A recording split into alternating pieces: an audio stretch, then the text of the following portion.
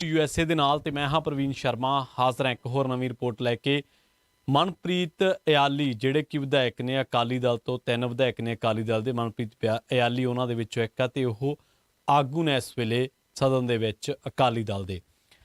ਉਹਨਾਂ ਦੀ ਇੱਕ ਵੀਡੀਓ ਨੇ ਤਰਥੱਲੀ ਮਚਾ ਦਿੱਤੀ ਹੈ ਤੇ ਸੋਸ਼ਲ ਮੀਡੀਆ ਤੇ ਚਰਚਾਵਾਂ ਨੇ ਕਿ ਕੀ ਹੁਣ ਮਨਪ੍ਰੀਤ ਇਆਲੀ ਅਕਾਲੀ ਦਲ ਦੇ ਪ੍ਰਧਾਨ ਵੀ ਬਣ ਸਕਦੇ ਨੇ। ਬਹੁਤ ਦਿਨ ਪਹਿਲਾਂ, ਅੱਜ ਤੋਂ ਤਕਰੀਬਨ 1 ਮਹੀਨਾ ਪਹਿਲਾਂ, ਸ਼੍ਰੋਮਣੀ ਅਕਾਲੀ ਦਲ ਨੇ ਜੋ ਸਰਵੇ ਕੀਤਾ ਸੀ, ਉਹ ਕਮੇਟੀ ਦੀ ਰਿਪੋਰਟ ਇਹ ਗੱਲ ਕਹਿੰਦੀ ਸੀਗੀ ਕਿ ਅਕਾਲੀ ਦਲ ਦੀ ਜੋ ਅਗਵਾਈ ਹੈ ਉਹਦੀ ਹੁਣ ਉਹਦੇ ਵਿੱਚ ਤਬਦੀਲੀ ਦੀ ਲੋੜ ਹੈ, ਫੇਰ ਹੀ ਅਕਾਲੀ ਦਲ ਨੂੰ ਸੁਰਜੀਤ ਕੀਤਾ ਜਾ ਸਕਦਾ। ਅਕਾਲੀ ਦਲ ਬਾਦਲ ਹੈ ਇਸ ਵੇਲੇ, ਪਰ ਉਹ ਕਹਿੰਦੇ ਕਿ ਬਾਦਲ ਪਰਿਵਾਰ ਦੀ ਅਗਵਾਈ ਤੇ ਸ਼ੰਕ ਹੈ। ਜਿਹੜੀਆਂ ਜੋ ਸਰਵੇ ਕੀਤੇ ਗਏ, ਜੋ ਸਰਵੇਖਣ ਕੀਤੇ ਗਏ, ਉਹਨਾਂ ਸਰਵੇਖਣਾਂ ਦੇ ਵਿੱਚ ਇੱਕੋ ਹੀ ਗੱਲ ਸਾਹਮਣੇ ਆਈ ਕਿ ਅਕਾਲੀ ਦਲ ਦੇ ਵਿੱਚ ਹੁਣ ਤਬਦੀਲੀਆਂ ਦੇ ਵਿੱਚ ਲੋੜ ਹੈ, ਖਾਸ ਕਰਕੇ ਮੋਰਲੀ ਲੀਡਰਸ਼ਿਪ। ਮੋਰਲੀ ਲੀਡਰਸ਼ਿਪ ਤੋਂ ਮਤਲਬ ਸੁਖਬੀਰ ਸਿੰਘ ਬਾਦਲ ਦੀ ਪ੍ਰਧਾਨਗੀ ਤੋਂ ਹੁਣ ਦੂਜੇ ਅਕਾਲੀ ਦਲ ਮਹਿਸੂਸ ਕਰਦਾ, ਕਾਡਰ ਮਹਿਸੂਸ ਕਰਦਾ ਕਿ ਹੁਣ ਥੋੜ੍ਹੀ ਜਿਹੀ ਨਿਜਾਤ ਪਾਈ ਜਾਵੇ ਤੇ ਅਕਾਲੀ ਦਲ ਨੂੰ ਦੁਬਾਰਾ ਸੁਰਜੀਤ ਕਰਨ ਦੇ ਲਈ ਬਾਦਲ ਪਰਿਵਾਰ ਦਾ ਲਾਂਭੇ ਹੋਣਾ ਬੇਹੱਦ ਜ਼ਰੂਰੀ ਹੈ। ਜੋ ਨੁਕਤੇ ਮਨਪ੍ਰੀਤ ਇਆਲੀ ਨੇ ਆਪਣੀ ਵੀਡੀਓ ਦੇ ਵਿੱਚ ਚੁੱਕੇ ਨੇ, ਜਿਨ੍ਹਾਂ ਨੁਕਤਿਆਂ ਤੇ ਗੱਲ ਕੀਤੀ ਹੈ, ਉਹ ਨੁਕਤੇ ਸੁਧਾਰਨ ਨਹੀਂ ਹੈ ਤੇ ਉਹ ਨੁਕਤੇ ਇਹ ਵੀ ਗੱਲ ਕਹਿੰਦੇ ਨੇ ਕਿ ਹੁਣ ਅਕਾਲੀ ਦਲ ਦੇ ਵਿੱਚ ਜੋ ਬਾਦਲ ਪਰਿਵਾਰ ਦੀ ਤਾਨਾਸ਼ਾਹੀ ਹੈ ਉਹਦੇ ਵੱਲ ਵੀ ਇਸ਼ਾਰੇ ਕੀਤੇ ਗਏ ਨੇ। ਮਨਪ੍ਰੀਤ ਇਆਲੀ ਕੀ ਕਹਿੰਦੇ ਨੇ?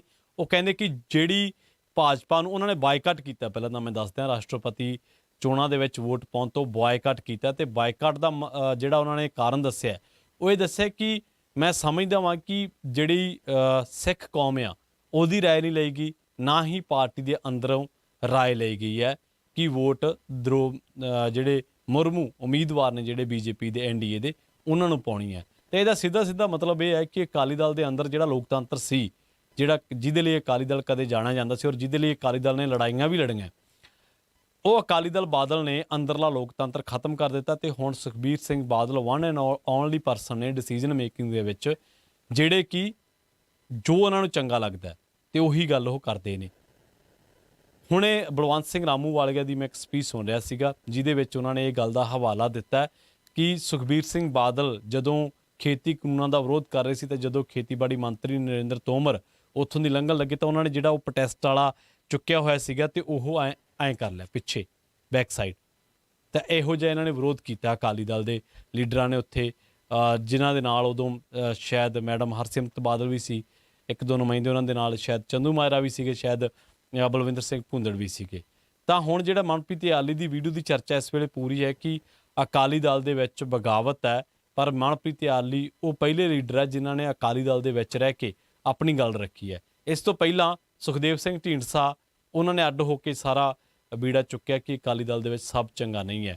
ਸਿਕੰਦਰ ਸਿੰਘ ਮਲੂਕਾ ਬਾਰੇ ਆਪਾਂ ਸੁਣਦੇ ਰਹੇ ਕਿ ਉਹਨਾਂ ਨੇ ਵੀ ਕਿਹਾ ਕਿ ਬਹੁਤ ਸਾਰੀਆਂ ਤਬਦੀਲੀਆਂ ਦੀ ਲੋੜ ਹੈ। ਬਲਵਿੰਦਰ ਭੁੰਦੜ ਤੇ ਜਗਮੀਤ ਸਿੰਘ ਬਰਾੜ ਇਹਨਾਂ ਸਾਰੀਆਂ ਚੀਜ਼ਾਂ ਤੇ ਪੋਚਾ ਮਾਰਦੇ ਰਹੇ। ਉਹਨਾਂ ਨੇ ਕਿਹਾ ਕਿ ਨਹੀਂ, ਇਸ ਤਰ੍ਹਾਂ ਦੀ ਨਹੀਂ ਲੋੜ ਆ, ਲੋੜ ਤਾਂ ਹੈ ਅਕਾਲੀ ਦਲ ਨੂੰ ਸੁਰਜੀਤ ਕਰਨ ਦੀ। ਤੇ ਜਿਹੜੀ ਕਮੇਟੀ ਦੀ ਰਿਪੋਰਟ ਆ ਉਹ ਕਹਿੰਦੀ ਕਿ ਅਕਾਲੀ ਦਲ ਨੂੰ ਸੁਰਜੀਤ ਕਰਨਾ ਤੇ ਲੀਡਰਸ਼ਿਪ ਦੇ ਵਿੱਚ ਤਬਦੀਲੀਆਂ ਕਰਨੀਆਂ ਪੈਣਗੀਆਂ।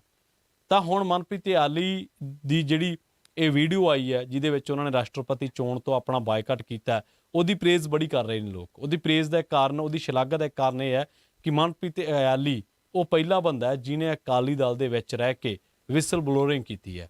ਹਾਲਾਂਕਿ ਜਿਹੜੇ ਉਹਨੇ ਨੁਕਤੇ ਗਿਣਾਏ ਨੇ, ਜਿਹੜੇ ਉਹਨਾਂ ਨੇ ਕਿਹਾ ਕਿ ਕਾਂਗਰਸ ਨੂੰ ਤਾਂ ਅਸੀਂ ਤਾਂ ਨਹੀਂ ਸਮਰਥਨ ਦਿੱਤਾ, ਅਕਾਲੀ ਦਲ ਦਾ ਇਹ ਤੁਕ ਸੀ, ਅਕਾਲੀ ਦਲ ਦੀ ਰੀਜ਼ਨ ਸੀਗਾ ਕਿ ਅਸੀਂ ਕਾਂਗਰਸ ਨੂੰ ਸਮਰਥਨ ਤਾਂ ਨਹੀਂ ਦਿੱਤਾ ਕਿ ਕਾਂਗਰਸ ਨੇ ਜਿਹੜਾ ਉਹ ਦਰਬਾਰ ਸਾਹਿਬ ਤੇ ਹਮਲਾ ਕੀਤਾ ਤੇ 84 ਸਿੱਖ ਕਤਲੇਆਮ ਕੀਤਾ ਵਾ। ਪਰ ਦੂਜੇ ਪਾਸੇ ਉਹ ਕਹਿੰਦੇ ਕਿ ਅਸੀਂ NDA ਨੂੰ ਸਮਰਥਨ ਦੇਣਾ, ਭਾਜਪਾ ਨੂੰ, ਜਿਹਨੂੰ ਭਾਜਪਾ ਲੀਡ ਕਰ ਰਹੀ ਹੈ।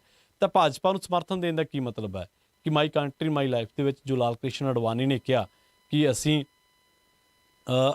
ਮਜਬੂਰ ਕੀਤਾ ਇੰਦਰਾ ਗਾਂਧੀ ਨੂੰ ਦਰਬਾਰ ਸਾਹਿਬ ਤੇ ਹਮਲਾ ਕਰਨ ਦੇ ਲਈ।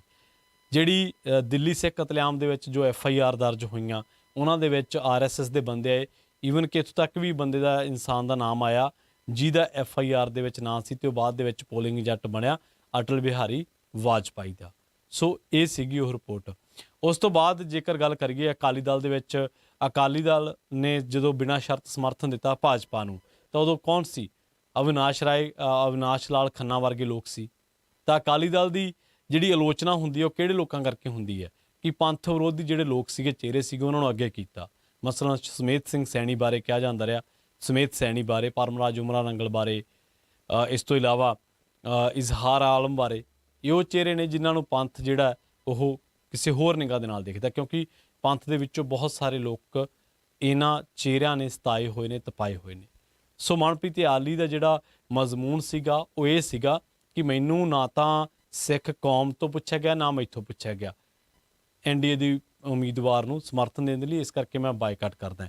ਤੇ ਅਕਾਲੀ ਦਲ ਨੇ ਸਿਰਫ ਇੰਨੀ ਗੱਲ ਕਰਕੇ ਪੱਲਾ ਝਾੜ ਲਿਆ ਵਾ ਕਿ ਇਹ ਉਹਦਾ ਨਿੱਜੀ ਫੈਸਲਾ ਹੈ। ਇਹ ਨਿੱਜੀ ਫੈਸਲਾ ਨਹੀਂ ਹੈ, ਅਸਲ ਦੇ ਵਿੱਚ ਪੰਜਾਬ ਦੀ ਆਵਾਜ਼ ਆ ਕਿ ਤੁਸੀਂ ਉਹਨਾਂ ਲੋਕਾਂ ਨੂੰ ਸਮਰਥਨ ਦੇ ਰਹੇ ਹੋ ਜਿਹੜੇ ਲੋਕਾਂ ਤੇ ਲਗਾਤਾਰ ਇਤਰਾਜ਼ ਲੱਗਦਾ ਕਿ ਇਹ ਐਸਵਾਈਐਲ ਤੇ ਵੀ ਪੋਲਿਟਿਕਸ ਕਰਦੇ ਨੇ, ਇਹ ਚੰਡੀਗੜ੍ਹ ਤੇ ਵੀ ਪੋਲਿਟਿਕਸ ਕਰਦੇ ਨੇ, ਯੂਨੀਵਰਸਿਟੀ ਤੇ ਪੋਲਿਟਿਕਸ ਕਰਦੇ ਨੇ, ਪੰਜਾਬ ਦੇ ਮਸਲਿਆਂ ਤੇ ਪੋਲਿਟਿਕਸ ਕਰਦੇ ਨੇ, ਰਾਜਨੀਤੀ ਕਰਦੇ, ਔਰ ਦੋਹਰੀ ਰਾਜਨੀਤੀ ਭਾਜਪਾ ਦੇ ਬਾਰੇ ਕਿਹਾ ਜਾਂਦਾ ਹੈ। ਔਰ ਉਹਨਾਂ ਦੇ ਜਿਹੜੀ ਕੇਂਦਰ ਸਰਕਾਰ ਹੈ ਉਹਦੇ ਏਜੰਡੇ ਤੇ ਗੱਲਾਂ ਰਹੀਆਂ ਨੇ ਕਿ ਕਦੇ ਪੰਜਾਬ ਨੂੰ ਕਦੇ ਹੱਕ ਦਿੱਤੇ ਹੀ ਨਹੀਂ ਗਏ। ਪਰ ਅਕਾਲੀ ਦਲ, ਕਾਂਗਰਸ ਵਾਰੀ ਤਾਂ ਅਕਾਲੀ ਦਲ ਨੂੰ ਇਹ ਗੱਲਾਂ ਯਾਦ ਆ ਜਾਂਦੀਆਂ, ਪਰ ਜਦੋਂ ਬੀਜੇਪੀ ਦੀ ਗੱਲ ਆਉਂਦੀ ਹੈ ਉਦੋਂ ਨਹੀਂ ਯਾਦ ਆਉਂਦੇ, ਜਦ ਕਿ ਏਜੰਡਾ ਸੇਮ ਹੀ ਹੈ, ਸੈਂਟਰ ਦਾ ਏਜੰਡਾ ਸੇਮ ਹੀ ਹੈ ਕਿ ਪੰਜਾਬ ਨੂੰ ਆਈਸੋਲੇਟ ਕਿਵੇਂ ਕੀਤਾ ਜਾਵੇ।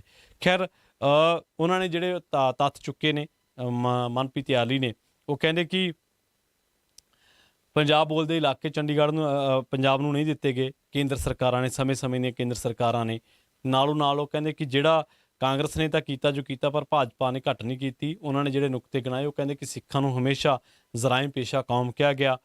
ਚੰਡੀਗੜ੍ਹ ਤੇ ਚੰਡੀਗੜ੍ਹ ਦੀ ਯੂਨੀਵਰਸਿਟੀ ਦਾ ਮਸਲਾ ਉਹਨਾਂ ਨੇ ਚੁੱਕਿਆ, ਹਰਿਆਣਾ ਵੱਲੋਂ ਵੱਖਰੀ ਵਿਧਾਨ ਸਭਾ ਦਾ ਮਸਲਾ ਉਹਨਾਂ ਨੇ ਚੁੱਕਿਆ, ਐਸਵਾਈਐਲ ਵੀ ਪੰਜਾਬ ਦੇ ਨਾਲ ਧੱਕਾ ਕੀਤਾ ਗਿਆ, ਬੀਬੀਐਮਬੀ ਦੇ ਮਸਲੇ ਤੇ ਵੀ ਬੋਲੇ ਨੇ। ਤੇ ਉਹ ਕਹਿੰਦੇ ਕਿ ਬਿਨਾਂ ਸ਼ਰਤ ਕਦੇ ਨਹੀਂ ਸਮਰਥਨ ਕਰਨਾ ਚਾਹੀਦਾ, ਜਿਵੇਂ 1997 ਦੇ ਵਿੱਚ ਅਕਾਲੀ ਦਲ ਨੇ ਕੀਤਾ, 96 ਦੇ ਵਿੱਚ, ਤਾਂ ਕੁਝ ਨਾ ਕੁਝ ਮੰਗ ਜਿਹੜੀ ਆ ਉਹ ਜ਼ਰੂਰ ਰੱਖਣੀ ਚਾਹੀਦੀ ਸੀ। ਇਆਲੀ ਨੇ ਮੰਨਿਆ ਕਿ ਅੱਜ ਸਾਡੀ ਪਾਰਟੀ ਖੜੀ ਹੈ ਜਿੱਥੇ, ਉਸ ਦੇ ਲਈ ਅਤੀਤ ਦੇ ਵਿੱਚ ਕੀਤੇ ਕੁਝ ਗਲਤ ਫੈਸਲਿਆਂ ਤੇ ਕੁਝ ਗਲਤੀਆਂ ਉਹ ਜ਼ਿੰਮੇਵਾਰ ਨੇ। ਤੇ ਗੱਲ ਇਹ ਹੈ ਕਿ ਇਹਦੇ 'ਚ ਕੋਈ ਝੂਠ ਨਹੀਂ ਹੈ ਕਿ ਜਿਹੜਾ ਕੇਂਦਰ ਦੀਆਂ ਸਰਕਾਰਾਂ ਨੇ ਪੰਜਾਬ ਦੇ ਨਾਲ ਘੱਟ ਨਹੀਂ ਕੀਤੀ, ਤੇ ਅਕਾਲੀ ਦਲ ਨੇ ਬਿਨਾਂ ਸ਼ਰਤ ਸਮਰਥਨ ਦੇ ਕੇ ਹਾਸਲ ਕੀਤਾ ਕੀ ਹੈ, ਬਿਨਾਂ ਕੇਂਦਰ ਦੇ ਵਿੱਚ ਵਜ਼ੀਰੀਆਂ ਦੇ। ਅਕਾਲੀ ਦਲ ਦੀ ਲਗਾਤਾਰ ਆਲੋਚਨਾ ਹੁੰਦੀ ਰਹੀ, ਬਾਦਲ ਪਰਿਵਾਰ ਦੀ ਆਲੋਚਨਾ ਹੁੰਦੀ ਰਹੀ ਕਿ ਪੰਜਾਬ ਦੇ ਹਿੱਤਾਂ ਨੂੰ ਤਿਲਾਂਜਲੀ ਦੇ ਕੇ, ਪੰਥ ਦੇ ਹਿੱਤਾਂ ਨੂੰ ਤਿਲਾਂਜਲੀ ਦੇ ਕੇ ਅਕਾਲੀ ਦਲ, ਬਾਦਲ ਪਰਿਵਾਰ ਨੇ ਆਪਣੇ ਅਹੁਦੇ ਮਾਣੇ, ਅਹੁਦਿਆਂ ਦਾ ਸੁੱਖ ਮਾਣਿਆ। ਉਹ ਗੱਲ ਵੱਖਰੀ ਹੈ ਕਿ ਖੇਤੀ ਕਾਨੂੰਨਾਂ ਤੋਂ ਬਾਅਦ ਗੱਠਜੋੜ ਤੋੜਨਾ ਪਿਆ। ਉਸ ਤੋਂ ਇਲਾਵਾ ਡੇਰਾ ਸਿਰਸਾ ਨੂੰ ਮਾਫੀਨਾਮਾ, ਡੇਰਾ ਸਿਰਸਾ ਦੇ ਬਾਰੇ ਹਲਫਨਾਮਾ ਵਾਪਸ ਲੈਣਾ, ਜਿਹੜਾ 2010-11 ਦੇ ਵਿੱਚ ਸ਼ਾਇਦ ਲਿਆ ਗਿਆ ਵਾਪਸ। ਇਸ ਤੋਂ ਇਲਾਵਾ ਬਾਈਬਲ ਕਲਾਂ ਗੋਲੀ ਕਾਂਡ, ਕੋਟਕਪੂਰਾ ਗੋਲੀ ਕਾਂਡ, ਕਿੰਨਾ ਕੁਛ ਵਾਪਰਿਆ ਜਿੱਥੇ ਅਕਾਲੀ ਦਲ, ਬਾਦਲ ਦੀ ਛਵੀ ਬਾਦਲ ਪਰਿਵਾਰ ਕਰਕੇ ਦਾਗਦਾਰ ਹੋਈ।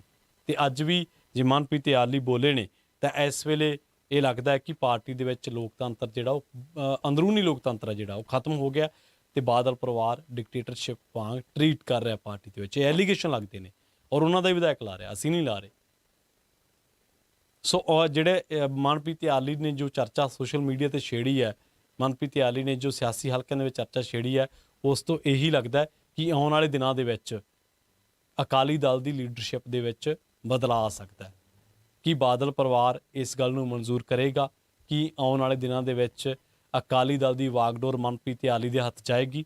ਇਹ ਵੱਡੇ ਸਵਾਲ ਨੇ ਜਿਨ੍ਹਾਂ ਦੇ ਹਾਲੇ ਜਵਾਬ ਲੈਣੇ ਬੜੇ ਮੁਸ਼ਕਿਲ ਨੇ, ਤੇ ਇਹਨਾਂ ਬਾਰੇ ਕੁਝ ਵੀ ਕਹਿਣਾ ਜਲਦਬਾਜ਼ੀ ਹੋਏਗਾ।